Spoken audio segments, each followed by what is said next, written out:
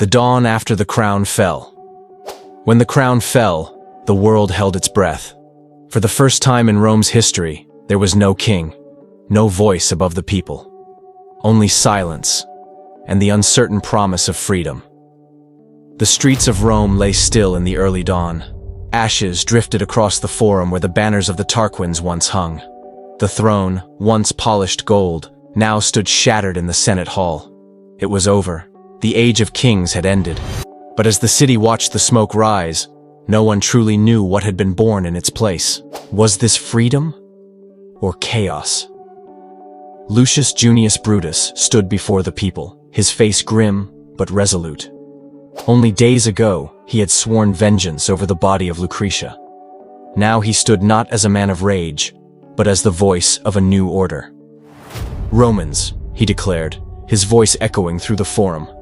You have seen what kings bring: tyranny, cruelty, and the tears of the innocent. Never again shall a crown rest on a Roman head.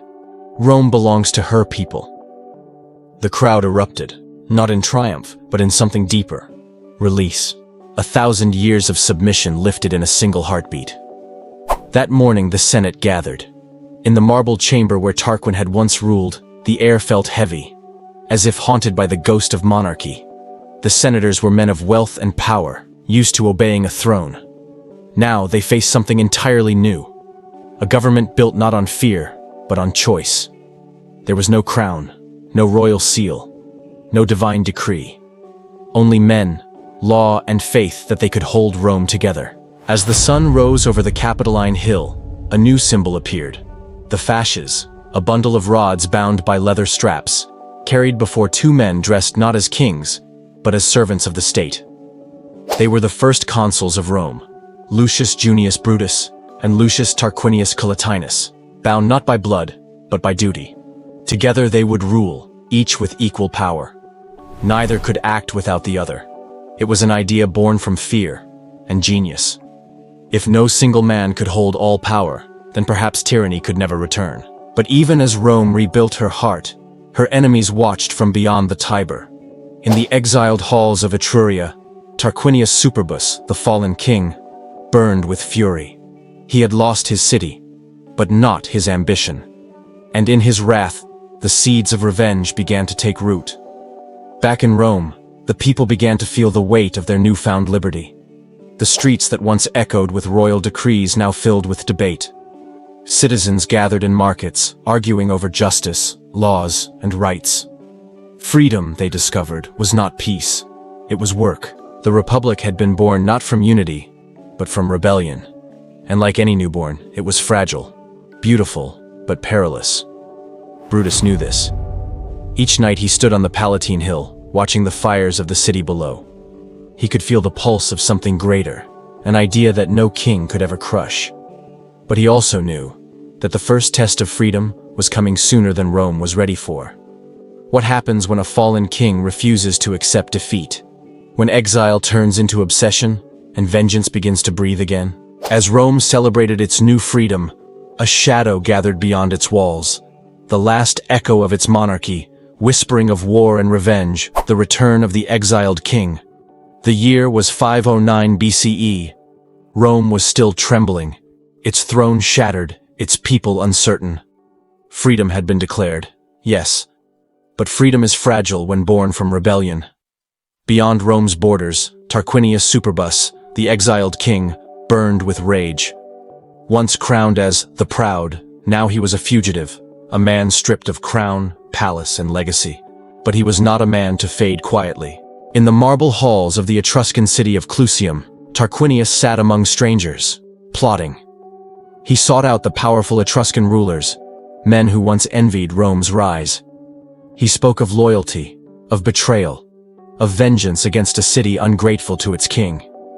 He promised them spoils, glory, and power, if they would help him retake what was his. And so, the seeds of Rome's first war as a republic were sown. Back in Rome, Brutus and Collatinus, the newly elected consuls, faced a different kind of challenge. Not from armies, but from doubt. Could Rome stand united without a king to command it? Could the people, divided by class, burden, and fear, truly defend their newborn liberty?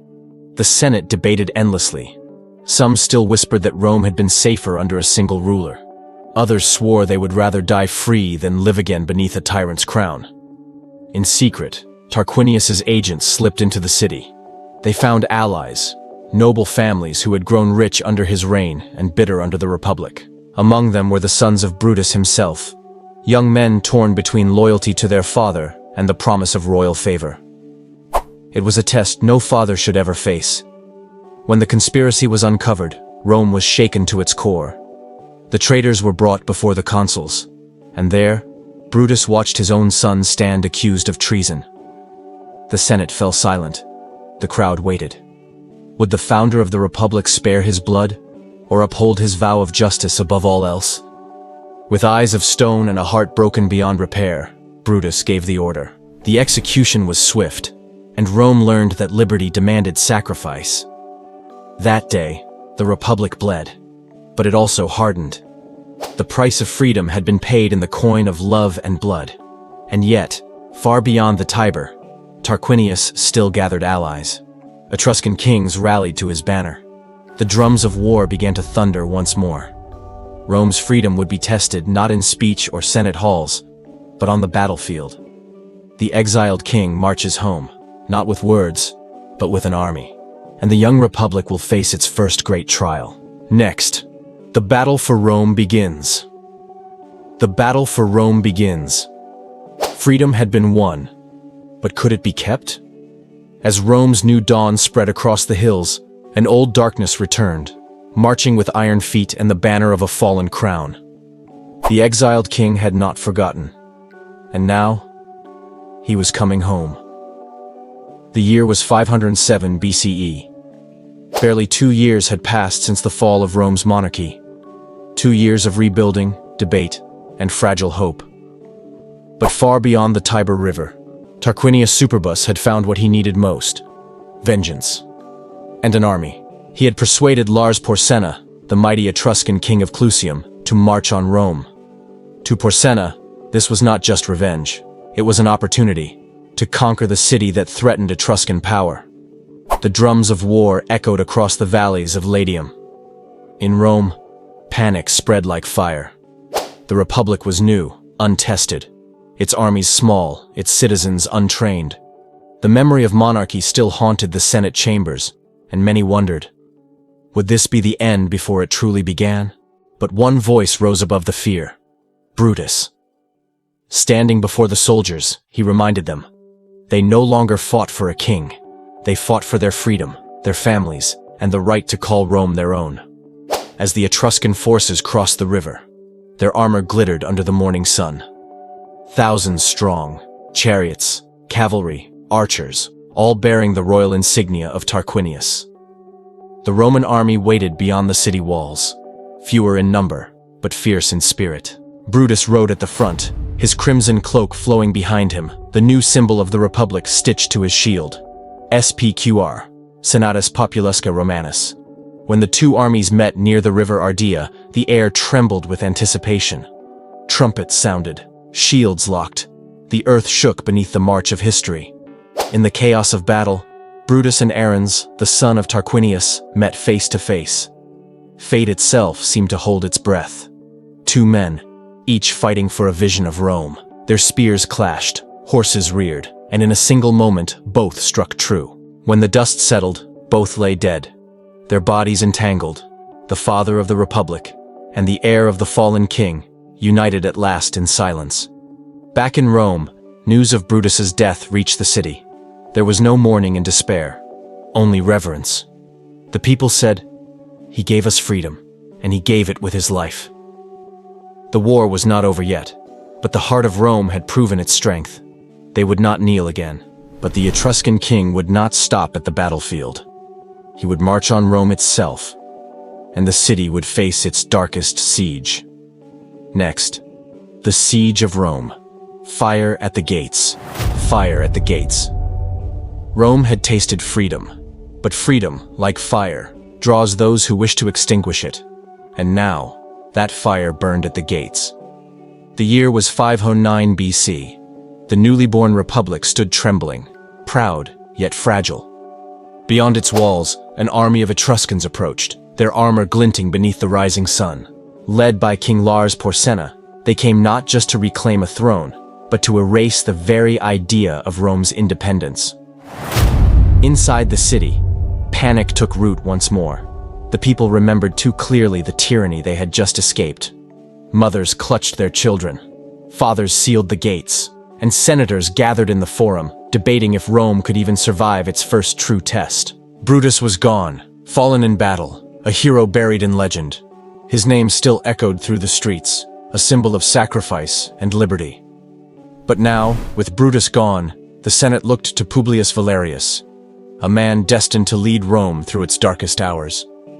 Valerius stood before the trembling crowd, his cloak of crimson snapping in the wind. He raised his voice, steady, unflinching, and proclaimed, "Rome will not kneel again. These walls, these people, they are the Republic. If we fall as Romans." His words spread like wildfire. The panic began to fade, replaced by something stronger: resolve. At dawn, the sound of war drums rolled across the Tiber Valley. The Etruscan army had reached the Sublician Bridge, the last crossing before the city gates. Rome's defenses were meager, little more than a wooden barricade guarded by frightened men. But among them stood 3 warriors whose names would never be forgotten: Horatius Cocles, Spurius Lartius, and Titus Herminius. As the Etruscan vanguard advanced, the Romans began to retreat toward the bridge, all except Horatius. He turned to his comrades and shouted, "If we let them cross, Rome is lost." Lartius hesitated. Herminius looked at the enemy ranks, vast, endless. But Horatius planted his shield, raised his sword, and bellowed again, "Then let us hold this bridge, with our lives." The Etruscans surged forward, spears flew, shields cracked. 3 men stood alone against an army. Lartius and Herminius fought at his sides, holding the narrow passage as Roman engineers behind them hacked at the bridge supports. The wooden structure groaned and split beneath the strain of the battle. But still, the 3 refused to retreat. Arrows rained down. Horatius's armor shone beneath the sunlight, dented, bloodied, defiant. He fought like a man possessed, shouting to his allies, "Rome watches us! Hold fast!" When the final blow came, the bridge gave way, collapsing into the river below. The Etruscans stumbled back in shock, their crossing cut off. But Horatius remained. For a moment, silence. Then, as the enemy readied their arrows, Horatius turned to face the river, and leapt. His body vanished beneath the current, the wooden wreckage swirling around him. Many thought him dead. But minutes later, to the roar of the Roman crowd, Horatius emerged on the far bank, shield still in hand, coughing water, alive. Rome had been saved. That day, the people hailed him as Horatius Cocles, the one-eyed hero. Songs were sung in his honor. Children learned his name before they learned their letters. He became not just a soldier, but a symbol of what it meant to be Roman. The Republic was reborn in the smoke and river mist of that battle, not through kings or senators, but through courage. As the fires died down, Valerius looked over the city walls, whispering softly to himself. Brutus gave Rome freedom. Horatius gave it time. The Etruscans withdrew for now. Lars Porsena, seeing the courage of the Roman people, reconsidered his campaign. Some say he admired them. Others say he feared them. Whatever the truth, Rome survived. The newborn republic had proven its will to live. And though peace would not come easily, a new Rome was rising. One built not on bloodlines, but on valor. Yet freedom has many enemies, and Rome's next threat would not come from a king, but from within its own senate. The price of freedom. Rome had survived its first war. But survival was not victory, and freedom, Rome would soon learn, comes with a price no army could conquer. In the months after the Etruscan retreat, Rome stood taller, prouder. The people rebuilt their homes, repaired their bridges, and sang songs of Horatius, the man who leapt into legend. But beneath that celebration, a quiet tension grew, for in the Senate halls, power had shifted once again. 2 consuls now ruled where one king had stood: Lucius Junius Brutus and Publius Valerius Publicola. Their rule was not of crowns and thrones, but of law, vote, and compromise. Yet, compromise is fragile when ambition breathes. As weeks turned to months, the citizens of Rome began to ask difficult questions. If Rome was free, why did the senators still hold so much power? If the people had overthrown a tyrant, had they simply replaced him with two?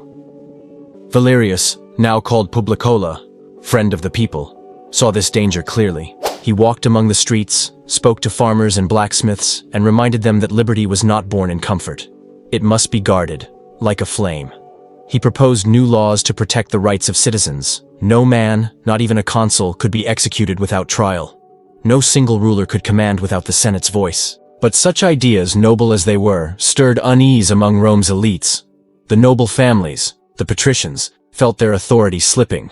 The commoners, the plebeians, felt it was not slipping fast enough. A crack had appeared in the foundation of the newborn republic. And into that crack, ambition crept once again. Far beyond the Tiber, in exile, the shadows of the past still moved. Lucius Tarquinius Superbus, the last king of Rome, still dreamed of his lost throne. Humiliated, banished, yet not broken. He began weaving alliances, sending envoys to the cities of Etruria and Latium.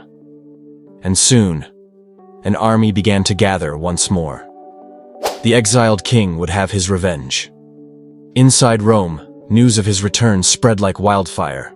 For the second time in less than a year, Rome braced for war. But this time, the enemy carried its own name. Many nobles secretly sympathized with Tarquin. They whispered in private halls, remembering the comfort and privilege of monarchy. The Senate grew paranoid, spies were everywhere, and suspicion became Rome's new plague. Then, one morning, messengers brought word of betrayal. Several young men of noble birth had been caught plotting to open the city gates to Tarquin's army in the dead of night. And among them were the sons of Brutus, the very founder of the Republic. The discovery stunned Rome.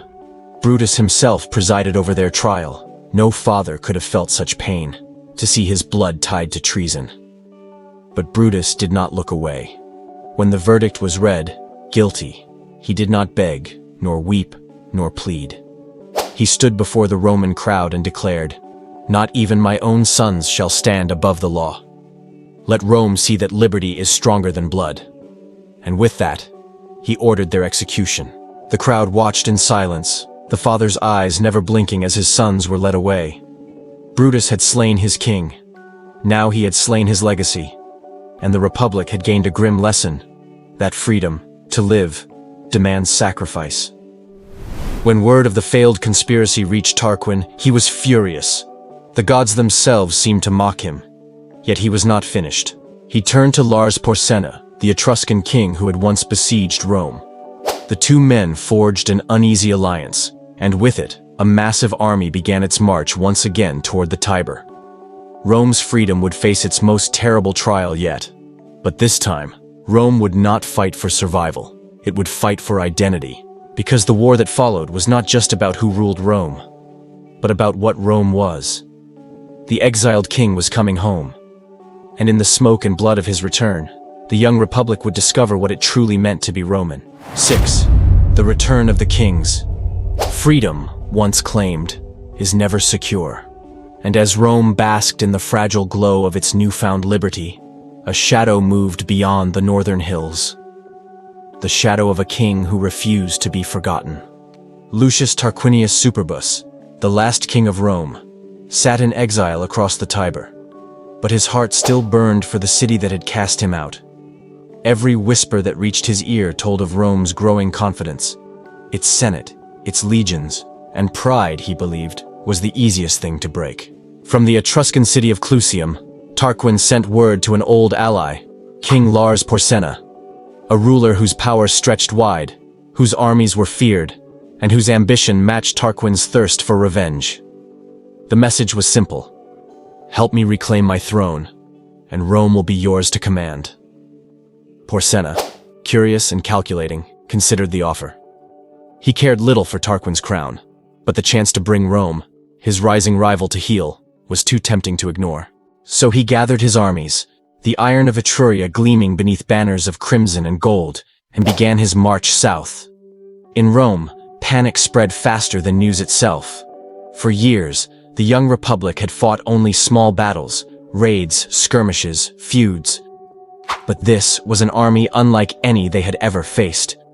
The Senate met in fevered debate. The people crowded the forum crying out for protection. And the consuls, Publius Valerius and Spurius Lucretius, realized that the fate of their newborn republic hung in the balance. At dawn, from the high walls of the city, they saw it. A sea of spears glinting in the morning light, Etruscan war drums echoing like thunder. The siege of Rome had begun. Porsenna's forces moved swiftly, cutting off bridges, seizing farms, and surrounding the Tiber crossing.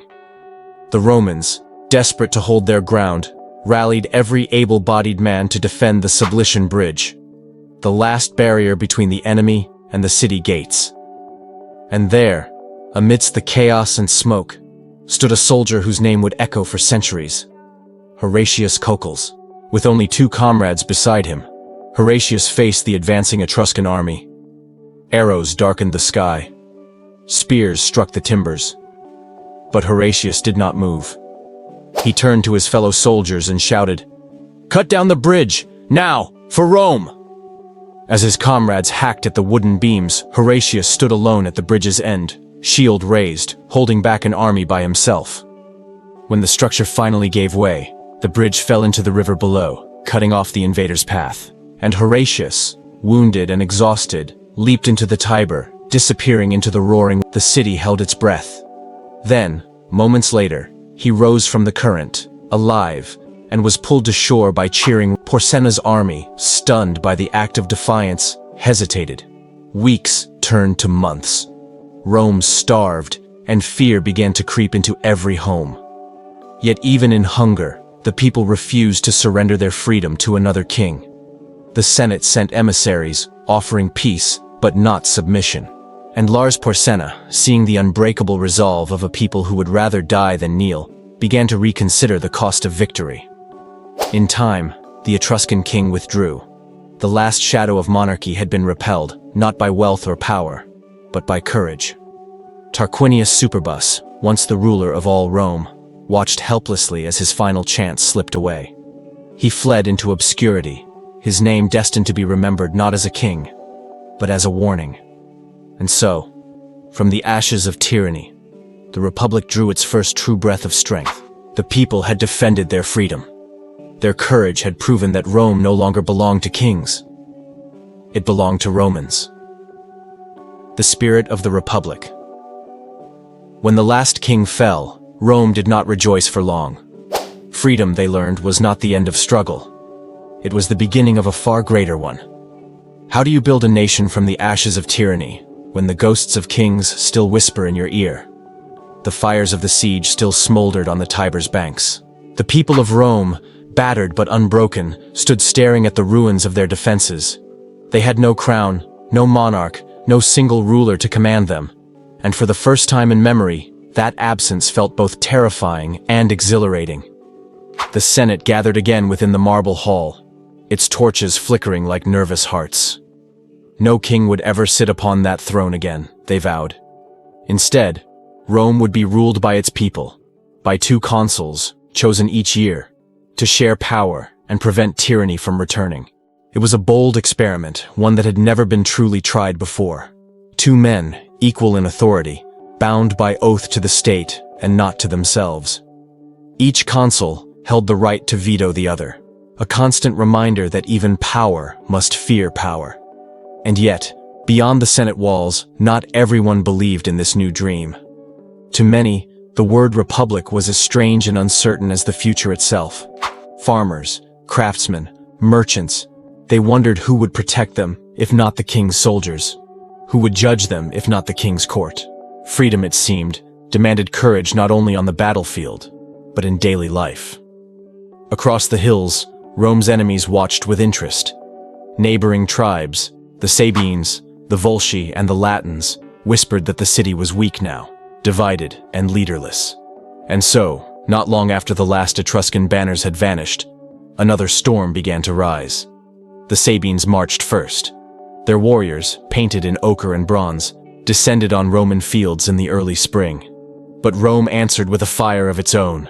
Among the first to lead the new Republic's legions was Publius Valerius Publicola, the same consul who had stood beside Brutus when Tarquin fell. He was not a king, yet he carried himself with the dignity of one, not in command, but in duty. Publicola rallied the citizens, calling them not subjects, but brothers. Rome is not the crown of one man. It is the will of all who defend her. The army marched under the red banners of the Republic, the words SPQR newly stitched into their cloth. Senatus Populusque Romanus, the Senate and the people of Rome. Those 4 letters would become more than a motto. They would become the heartbeat of an empire yet unborn. When the Sabines reached the city walls, they expected fear. Instead, they met a formation unlike any they had seen before. Disciplined, coordinated, united. The Romans, fighting not for a king but for each other, held their line as if bound by faith. Spears locked, shields overlapped. The sound of bronze on bronze echoed through the valley. The battle was fierce, yet brief. By sundown, the Sabines had been driven back into the hills, their pride shattered against Rome's new resolve. For the first time, the Republic had defended itself, and won. That night, Publicola ordered that no triumphal crown be worn, no statue raised in his honor.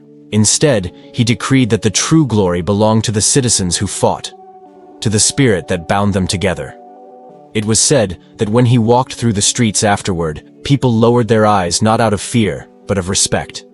He was called Publicola, the friend of the people. And though he would die without wealth or monument, his name would become one of the first whispered when Rome spoke of virtue. In time, new laws were written, courts were established, and a sacred office, the tribune of the people, was created to defend the rights of common citizens against the power of the Senate. Step by step, the Republic began to take shape.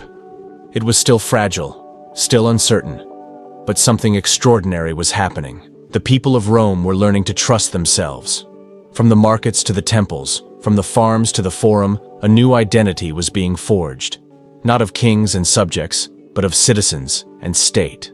And though danger still loomed on every horizon, the flame of liberty now burned too brightly to be easily extinguished.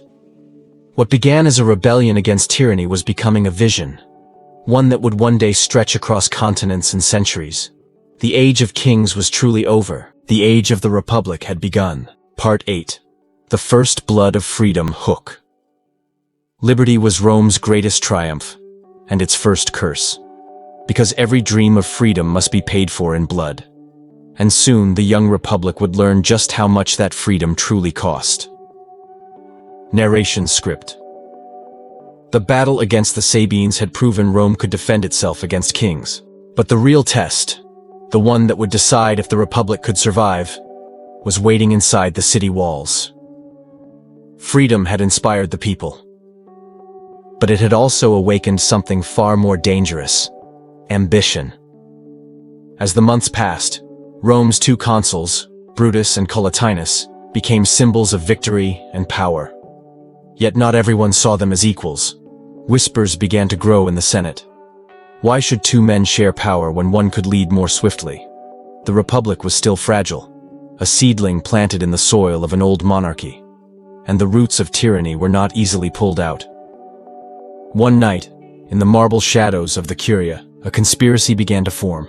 Young nobles, sons of senators, men who had grown up in palaces and worn gold at their wrists, gathered in secret. They longed for the return of the old days, when a single man ruled and privilege flowed freely. Among them were men of influence, and even blood ties to the founders of the Republic. Among them were Brutus's own sons. The news, when it reached him, struck like lightning. Brutus, the man who had led the revolt against Tarquin, now faced the unthinkable. His own children had conspired with envoys of the exiled king, plotting to overthrow the Republic from within. The evidence was undeniable: letters intercepted, messengers caught, confessions forced from trembling lips. When the Senate convened to pass judgment, the city fell silent. Crowds gathered in the forum. No one dared to speak. And then, from the rostrum, Brutus himself stood to deliver the sentence. His face was pale, his eyes hollow. He spoke not as a father, but as a Roman. "The Republic," he said, must not be betrayed, not by king, nor by kin. His sons were brought forward, bound, shamed, their heads bowed. The people waited for mercy, but there was none.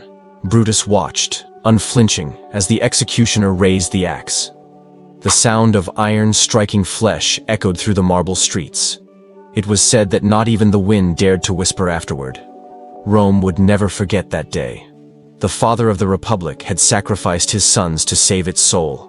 The people wept, not for the traitors, but for the man who proved that freedom demands a heart made of iron. From that day forward, justice became sacred in Rome. Not mercy, not lineage, justice. But grief has a strange way of haunting even the strongest. In the next campaign against Tarquin's allies, he fell in battle, struck down by an Etruscan blade. When his body was carried back to Rome, it was said the people lined the streets in silence, heads bowed, as if mourning a god. They buried him not as a ruler, but as a guardian of the Republic. And over his tomb they carved 4 words that every Roman child would learn to repeat for generations. Freedom is never free. The Republic was still young, still raw, but its foundation had been sealed, not in law, not in marble, but in sacrifice. Every Roman knew, from that day forward, that liberty was a privilege paid for by blood. And as the fires of ambition and loyalty continued to burn side by side, the Republic grew stronger and more dangerous. For beyond Rome's walls, kings still waited, watching, scheming, and preparing for the moment to strike again. But inside the city, something far greater was awakening. A belief, a pride, a destiny that no army could ever destroy. The spirit of Rome had been tested, and though it bled, it did not break. Part 9. The shadows of liberty. Freedom had been won. But in Rome, victory was never the end. It was the beginning of a new struggle. For in the quiet that followed the fall of kings, the seeds of power began to stir again. The Roman Republic was young, barely standing on its own legs, when its leaders realized a terrible truth. Liberty could be its own worst enemy. Without a king, there was no single voice to command obedience. And in the vacuum left by tyranny, ambition began to whisper in the marble halls of the Senate. The consuls, 2 men elected to rule together, had been Rome's safeguard against dictatorship. No one man would ever again hold total power. But human nature has a way of testing every system ever built. Some consuls began to crave more than their single year in office. They wanted legacy, triumphs, and statues. The people began to favor the louder voices, those who promised glory, spoils, and spectacle. Rome was learning that democracy is loud, messy, and fragile. The Etruscans had not forgotten their humiliation, and neither had Tarquin, the exiled king. From his refuge in Tuscany, Tarquin sent envoys to the great Etruscan city of Clusium, and there he found a powerful ally, Lars Porsena, one of the most feared kings in Italy. The deal was struck. Tarquin would have his throne back. Porsena would have Rome's submission. When the news reached the Republic, the Senate trembled. Rome was still rebuilding its army, its alliances, its identity. And now, a king's army was marching to its gates. Who would defend them now? Who could they trust? Then from among the crowd, a name was called. Horatius Cocles, a young soldier, fierce and loyal to the new Republic. He had seen what tyranny did to his city, and he swore, with his hand on the Roman standard, that the kings would never return. At dawn, when the Etruscan host appeared across the river, the people saw the enemy's banners gleaming like fire. Thousands of spears, hundreds of shields, and leading them, the old tyrant himself. Rome's defenders fell back to the narrow wooden bridge that spanned the Tiber. Horatius looked to his comrades, Spurius and Lartius, and said, "Stand with me. We hold the bridge, or die as free men." The 3 men stood as the army thundered toward them. Behind them, Roman soldiers hacked at the bridge, desperate to collapse it before the enemy crossed. "Save yourselves! I will hold them!" And as the final planks shattered, Horatius turned, raised his shield, and leapt into the river. Then, as his battered form crawled to the Roman shore, the city erupted in cheers. Horatius had become more than a man. He was the living symbol of the Republic's soul, unyielding, defiant, free. But in the Senate, men whispered. They saw how quickly the people raised heroes, and how dangerous that could be. A man beloved by the crowd was a step away from being a king. And that was a fear Rome would never forget.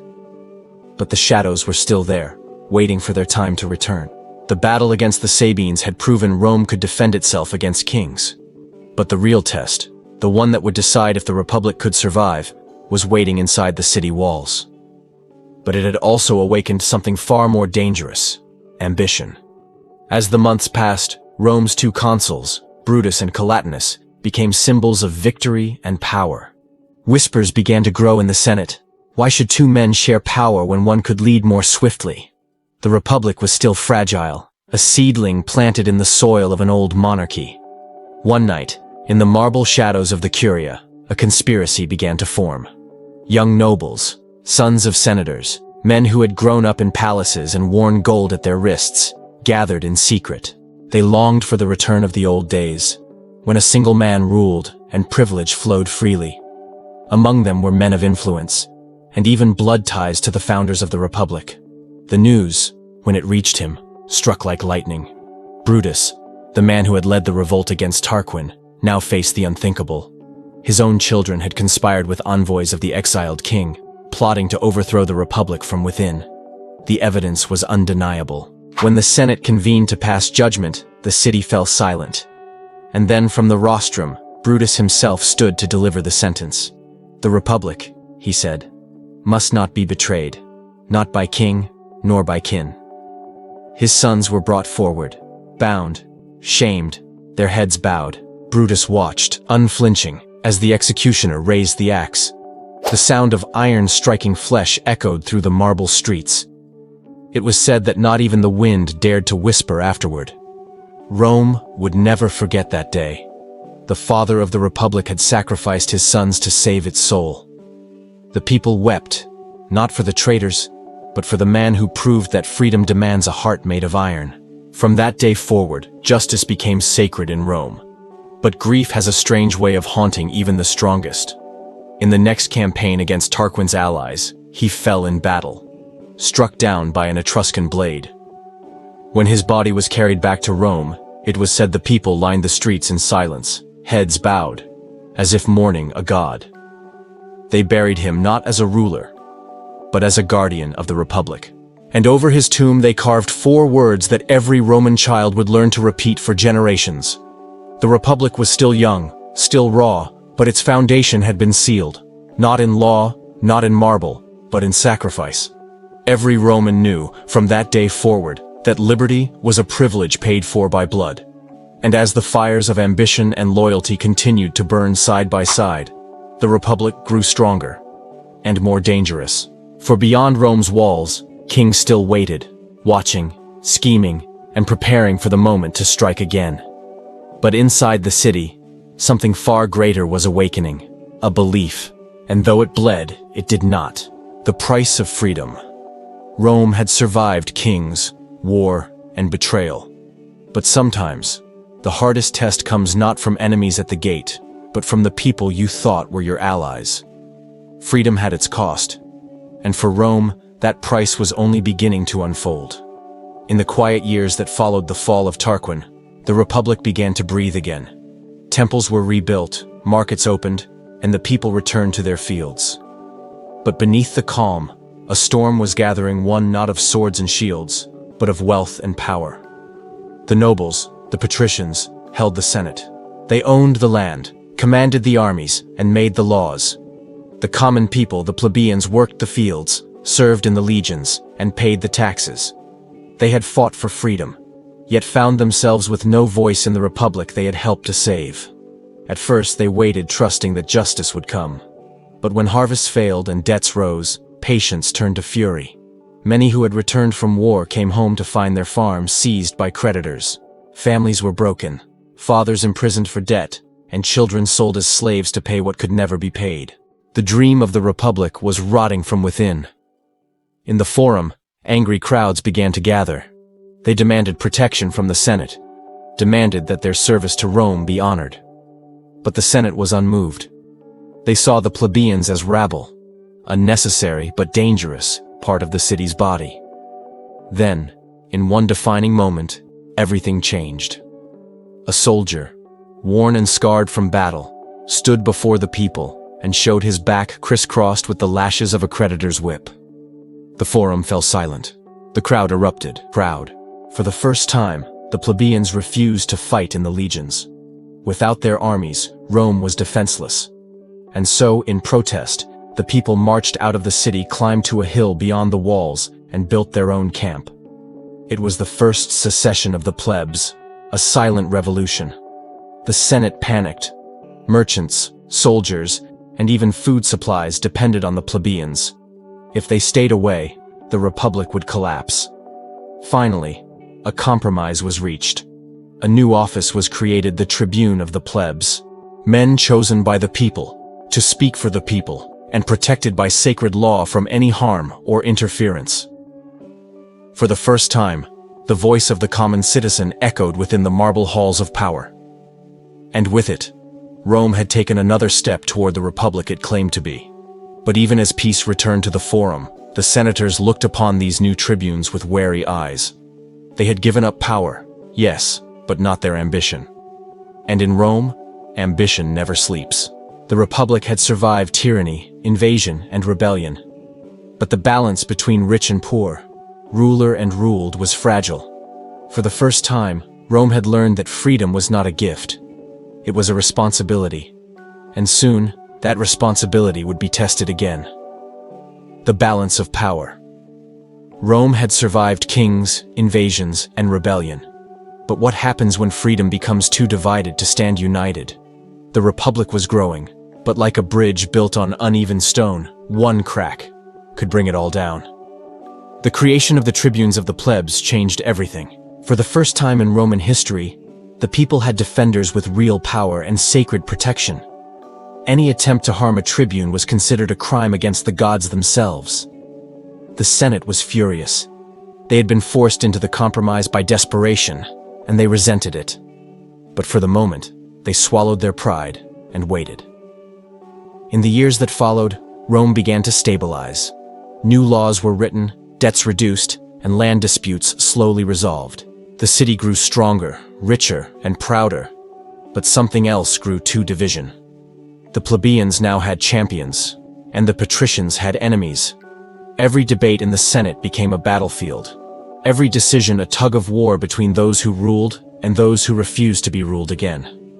Rome had no kings anymore, but it was quickly learning that many small powers could be just as dangerous as one absolute ruler.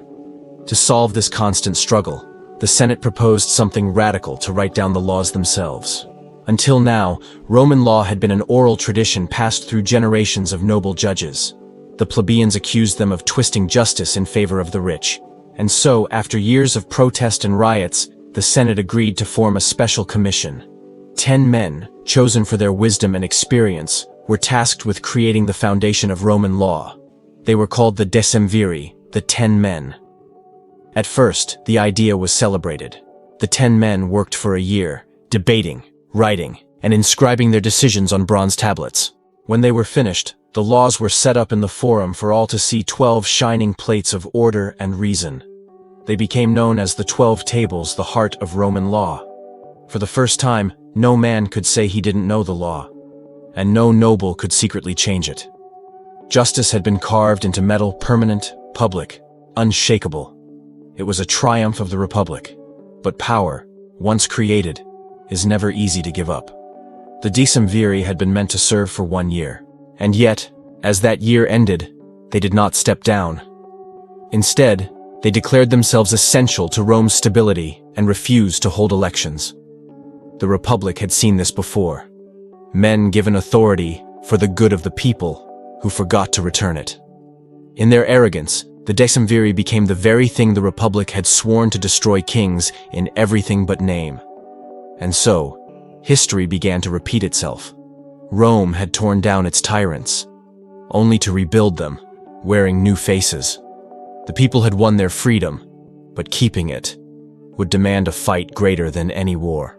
The fall of the Decemviri tyranny never truly dies. It only changes its name.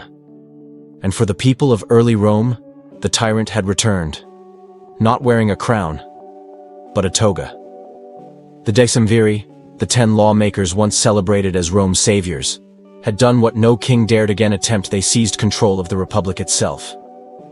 When their term ended, they simply refused to leave.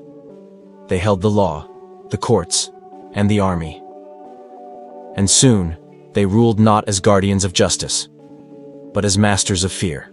The forum that once echoed with debate now fell silent. Senators looked over their shoulders.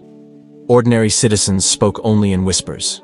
The same people who once overthrew Tarquin the Proud now found themselves bowed beneath a new kind of tyranny, the tyranny of law twisted against the people.